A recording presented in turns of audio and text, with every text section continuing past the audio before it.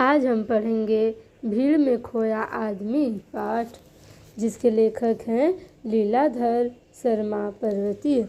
लीलाधर शर्मा पर्वतीय का जन्म 1 जनवरी 1919 को अल्मोड़ा उत्तर प्रदेश के किसान परिवार में हुआ। विद्यार्थी जीवन में प्रेमचंद के उपन्यासों को पढ़कर कांग्रेस के सक्रिय सदस्य बन गए।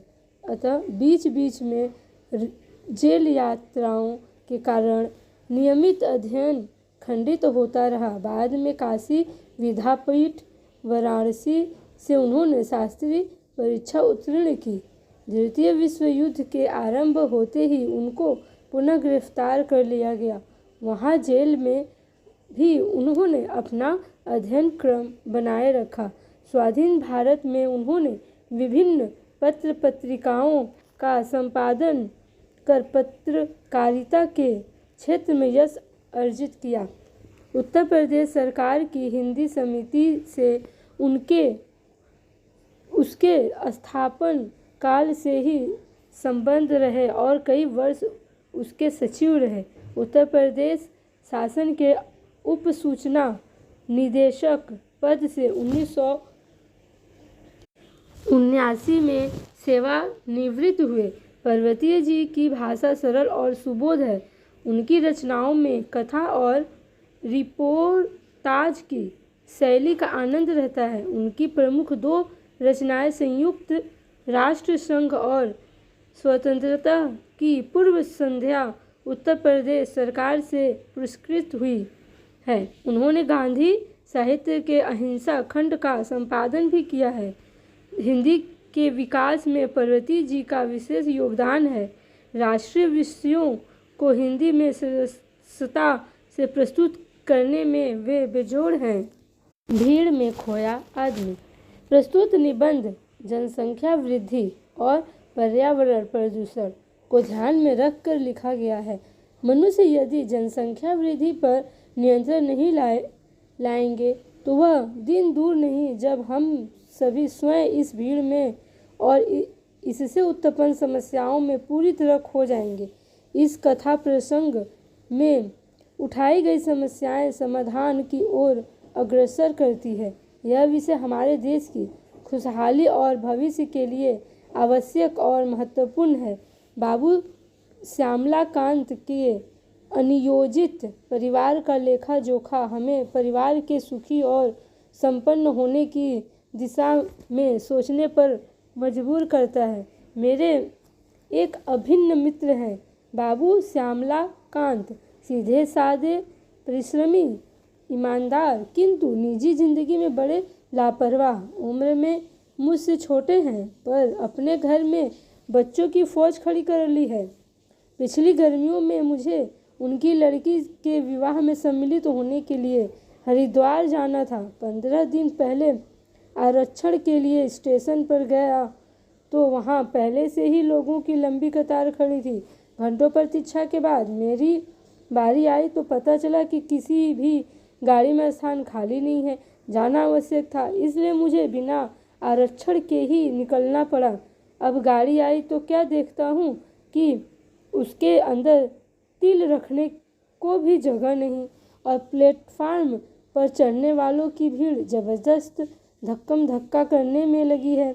मेरे पास सामान बहुत कम था, फिर भी कुली की सहायता लेनी पड़ी।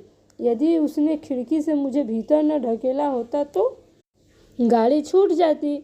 लक्सर में मुझे गाड़ी बदलनी थी। किसी तरह खिड़की से बाहर कूदा तो क्या देखता हूँ, पूरी ट्रेन की छत यात्रियों से पटी पड़ी है। सोचता हूँ अपने प्राणों को भीषण संकट में डालकर ट्रेन की छत पर यात्रा करने के लिए लोग क्यों मजबूर हुए।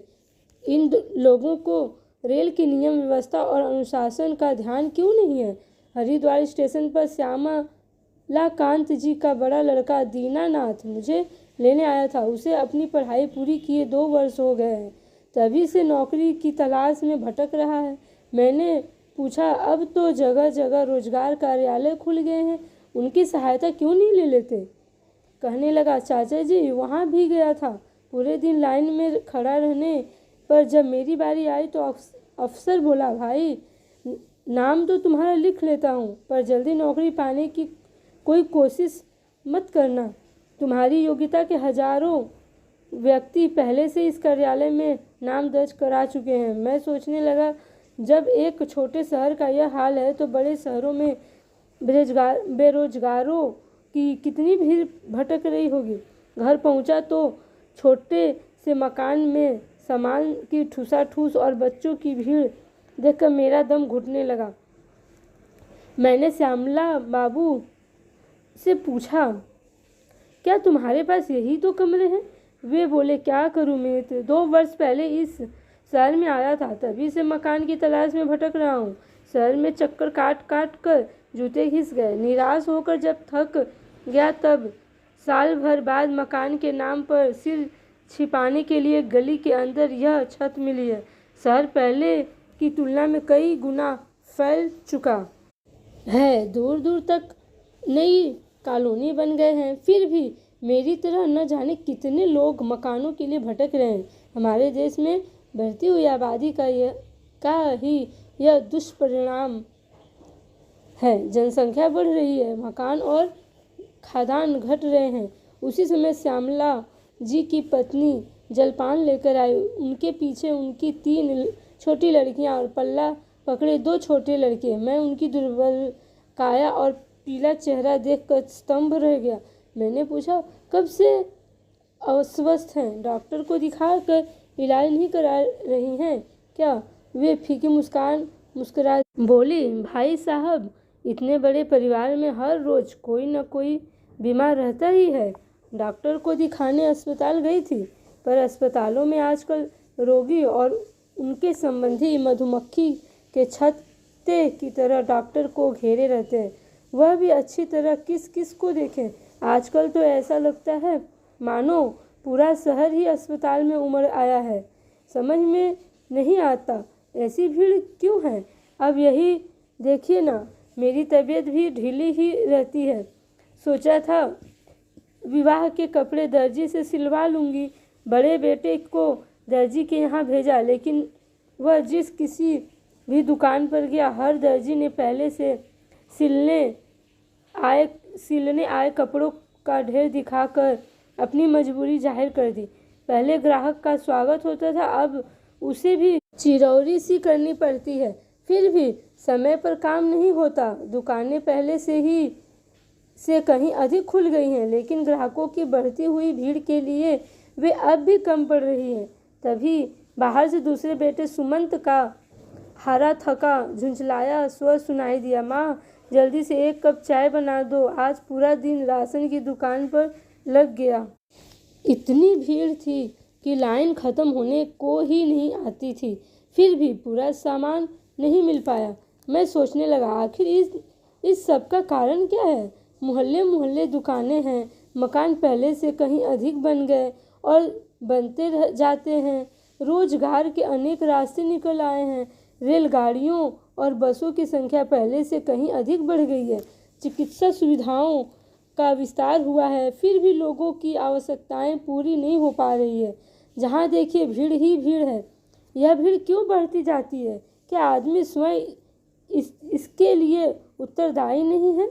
घर में बच्चों की भीड़ है। यह भीड़ भले ही हमें अच्छी लगती हो, लेकिन जब तक बच्चों के पालन पोषण की, रहन सहन की, शिक्षा दीक्षा की पूरी सुव्यवस्था न हो, यह भीड़ दुखदाई बन जाती है। अस्पताल में भीड़ क्यों है?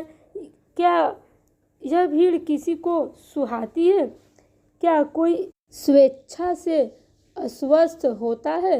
नहीं, स्वयं कोई बीमार नहीं होना चाहता। बीमारी कुपोषण से, गंदे और संकीर्ण मकानों के दूषित वातावरण से होती है।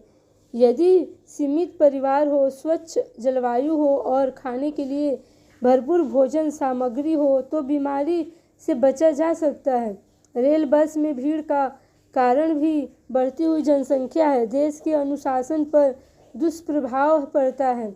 सड़क पर दुर्घटनाएं होती हैं। सार्वजनिक स्थानों पर नियम और व्यवस्था का पालन नहीं होता। जिस काम के लिए आदमी दफ्तर, कचहरी, अस्पताल, स्टेशन आदि स्थानों पर जाता है, समय, शक्ति और धन व्यय करके भी वह कार्य सिद्ध नहीं कर पाता। वह स्वयं भीड़ में खो जाता है। भीड़ में खोया आदमी शायद यह तो समझ ही जाता है कि यह बढ़ती हुई जनसंख्या का परिणाम है।